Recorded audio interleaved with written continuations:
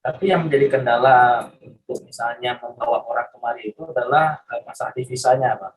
Jadi kita menjemput bola, kita nggak hanya menunggu kapan sampai bola datang. Kayak ibaratnya kita kalau main bola kan ingat kita suruh sama pelatih itu kayak kan? Nah, Betul.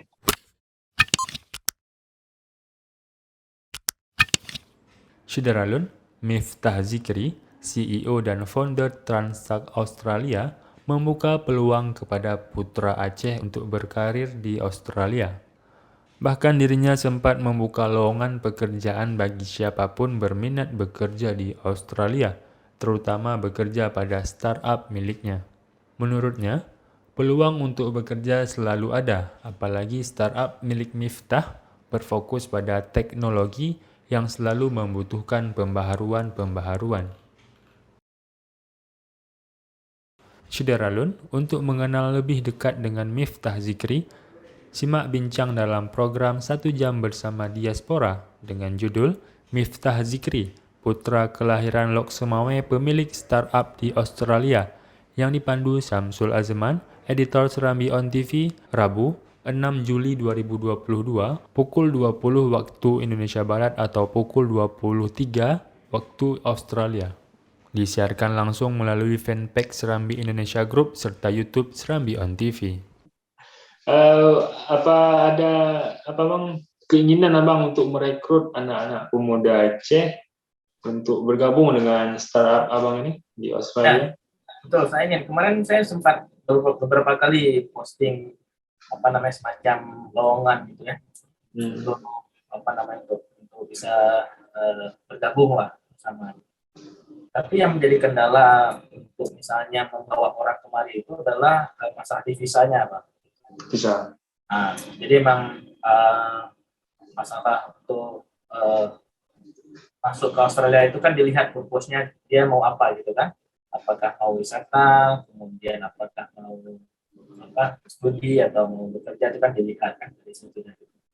Dan kemudian pada saat nanti masuk itu pun juga banyak prosesnya gitu. Jadi nggak semudah hanya memberikan aplikasi kemudian langsung masuk enggak. Jadi asesmennya itu tinggi dan rigid, Bang, kaku gitu. Bahkan bisa nunggu sampai berbulan-bulan mendapatkan approval gitu kan.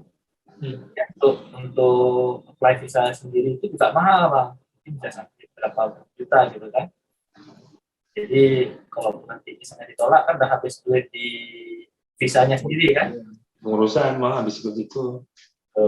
Jadi mungkin untuk idealnya mungkin untuk startup belum bawa orang yang kemari, tapi kita gunakan dulu misalnya dengan sistem remote segala macam.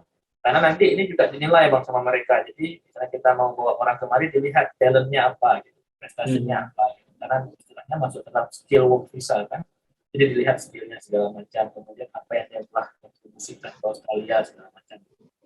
Jadi nanti mereka yang menilai, mereka yang akses. Jadi kalau misalnya mau masuk kategorinya, baru bisa kita bawa. Tapi peluang itu masih ada, Bang. Peluang bagi ada nih misalnya di Aceh agak sulit, misalnya satu orang pemuda atau beberapa orang pemuda dia masih agak sulit mencari pekerjaan. Setelah dia nonton video kita ini, beliau berkeinginan misalnya untuk bekerja bersama abang misalnya. Apakah itu masih terbuka peluang atau gimana? Ya, insya Allah pasti ada. Yang namanya peluang tuh kita cari ya, nggak ditunggu. Jadi kita menjemput bola, kita nggak hanya menunggu kapan sampai bola datang. Kayak ibaratnya kita kalau main bola kan ingat kita suruh sama pelatih itu kayak kan? Bola. Kalau kita pas bola pada saat dibagi dari diambil sama gol gitu. Jadi kita harus menjemput bola, kita lihat kira-kira misalnya dimanapun, nggak mesti di Australia, dimanapun kira-kira yang bisa memberikan suatu manfaat buat kita, bisa meningkatkan kualitas diri kita. Yang penting adalah kualitas diri kita itu bisa memberikan manfaat pada orang lain gitu kan. Jadi lihat misalnya kita mestinya di Australia, mungkin mau di Malaysia, mungkin di Singapura, segala macam. Lihat kira-kira value atau nilai apa yang bisa kita kontribusikan. Peluang itu pasti insya Allah akan datang. Mereka akan melihat gitu kan, lihat misalnya kita punya skill di bagian apa gitu kan. Kita akan fokus di situ gitu. Kemudian kita lihat untuk masuk ke sana tuh bagaimana, apakah perlu sertifikasi gitu kan, atau dari degree segala macam gitu kan. Jadi yang penting adalah skillnya, sehingga insya Allah itu peluang-peluangnya bagus. Lebih enak kan kalau misalnya yang saya hire adalah, mohon maaf, anak-anak SMK bang. Jadi mereka secara talent bagus. Saya bilang waktu pas saat itu saya interview kan, siapa tertarik gitu kan. Jadi ada bang saya tertarik nih gitu kan. Ada CV nggak? Coba kirim CV. Nggak ada bang. Belum buat lagi dia bilang gitu kan.